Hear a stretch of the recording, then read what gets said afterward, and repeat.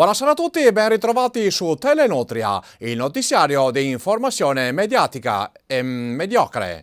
Prima di dare la linea alla regia per le anticipazioni flash delle notizie del giorno, vediamo insieme la programmazione della serata. Alle 19 il nostro oroscopo che vi racconterà tutte le sfighe della vostra settimana.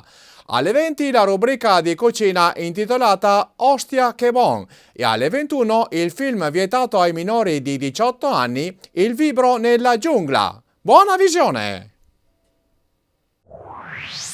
Montorio.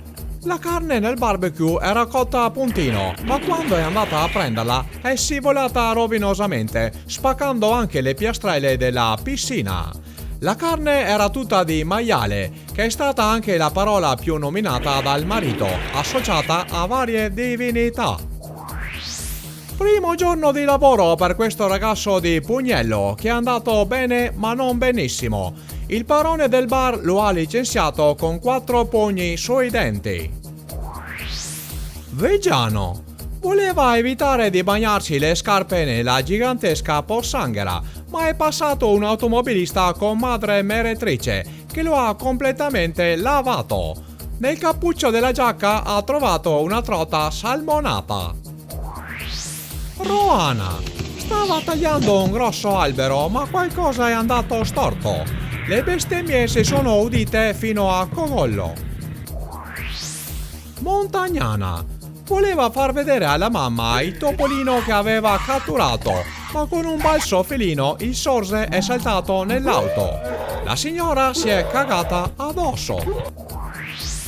Orticelli. Voleva festeggiare i suoi 25 anni, ma ha fatto una macacada. Gli invitati sono andati a casa porchesando. Malcontenta. Questa fotografa è stata molto brava, ma le foto sono venute inspiegabilmente mosse. Gaiarine.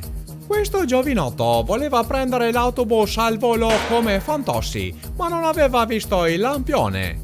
Ha preso una pacca così forte che è stata segnalata come terremoto di media intensità. Lentiai. Si stava divertendo ad una festicciola, ma si era bevuta un silos di prosecco e ha perso l'equilibrio finendo nel canale di scarico delle fogne. Posina. Stava facendo un simpatico filmato con la sua ragazza, che però non aveva visto il palo della luce. 4 denti ingoiati. Solagna. Si stava versando la birra nel bicchiere, ma era imbriaco onto. Successivamente ha vomitato come un idrante addosso alla cameriera.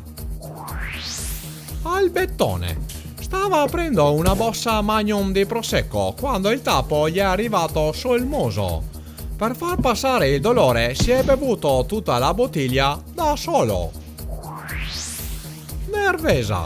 Per qualche strano motivo aveva deciso di bersi la birra sopra il frigorifero, ma era ubriaco come un muratore russo. Schiena scavessata, ma almeno è riuscito a salvare la birra.